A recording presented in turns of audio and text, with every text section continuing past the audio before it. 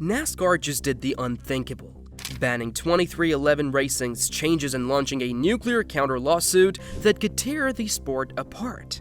But what exactly sparked this legal meltdown, and why is NASCAR risking its own future to fight its teams?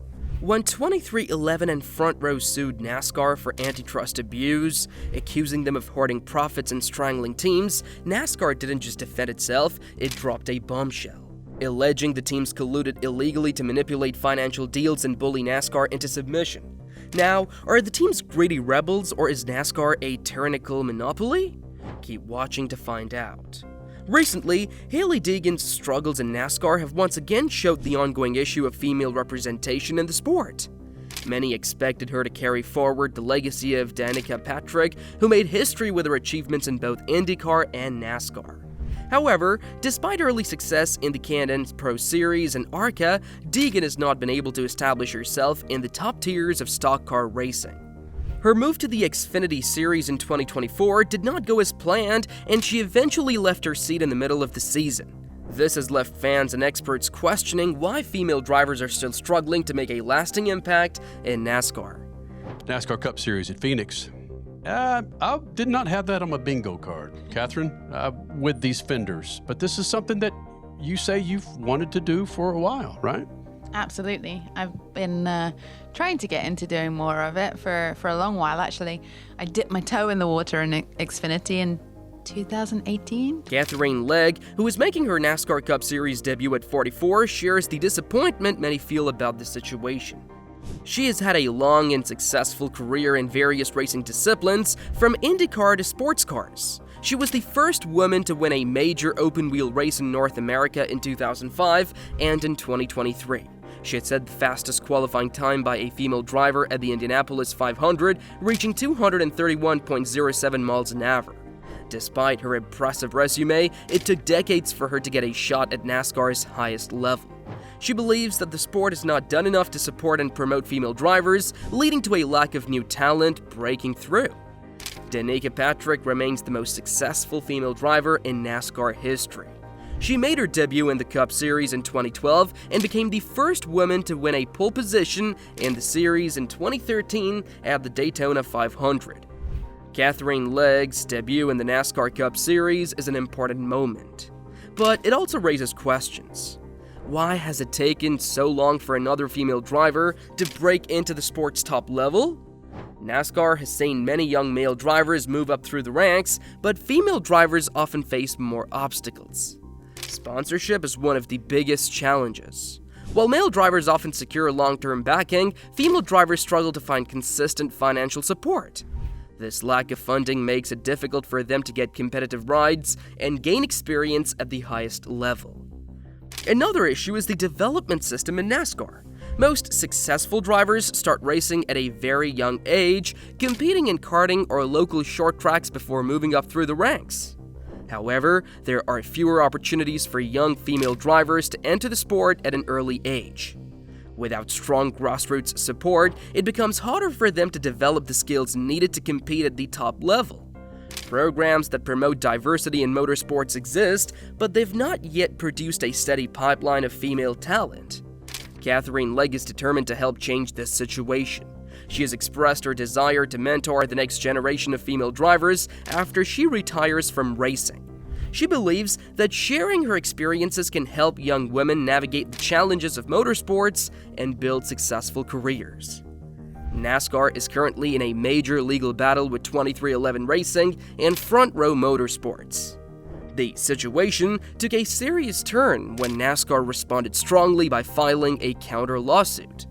This case has shocked the racing community, as it raises questions about the future of NASCAR's charter system. This legal fight started when 2311 Racing and Front Row Motorsports sued NASCAR. Their argument was that NASCAR was violating antitrust laws and using its control over the sport to hurt racing teams financially. They claimed that the current charter system was unfair and needed to be changed.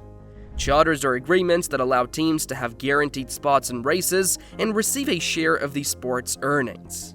The teams believed NASCAR was not giving them a fair deal. In response, NASCAR accused these teams of being the real rule breakers.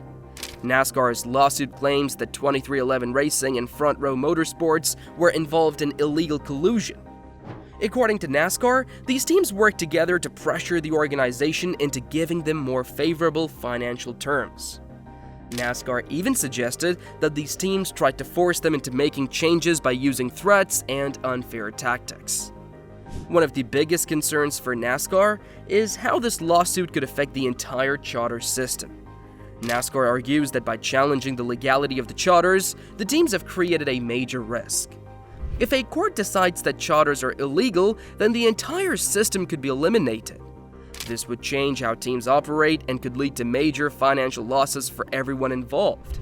NASCAR insists that it has always tried to support teams financially and has increased their earnings under the current agreement.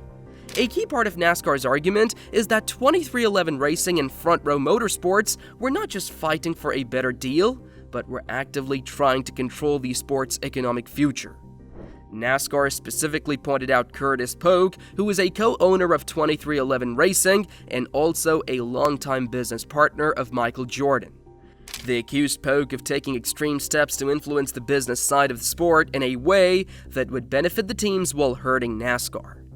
According to NASCAR, Polk attempted to organize a boycott of races and encourage teams to speak negatively about NASCAR in the media. They also claimed that he interfered with important negotiations between NASCAR and its television partners. These TV deals are worth billions of dollars and are one of NASCAR's main sources of income. NASCAR argues that Polk's actions created instability at a critical time when they were trying to renew these contracts. Also, NASCAR accused Polk of misleading other teams about the negotiations. They claim he told teams not to accept any offers from NASCAR and pressured them to stick together to demand better terms. NASCAR also argued that the Race Team Alliance, a group that represents teams, warned Dale Earnhardt Jr. not to start a new Cup Series team. They allegedly told him that the charter system was broken and not worth investing in.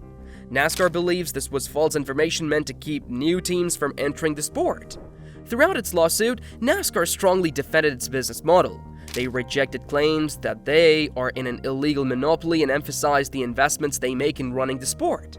NASCAR pointed out that they take on significant financial risks to organize races, promote events, and negotiate media contracts. They also highlighted the money they have shared with teams through the charter system, and they also stated that the charter system was originally requested by teams in 2016. They argued that it was designed to help teams become more financially stable, and that it does not unfairly favor NASCAR. Instead, they claim it gives teams more opportunities to secure funding and attract sponsors. NASCAR believes that 2311 Racing and Front Row Motorsports were trying to gain even more financial advantages by challenging the system in court. One of NASCAR's biggest concerns is the damage this lawsuit could cause to its reputation. They argue that the actions of these teams have hurt NASCAR's brand at a time when they're trying to grow the sport. NASCAR believes that this legal battle could make it harder for them to negotiate future sponsorships and TV deals.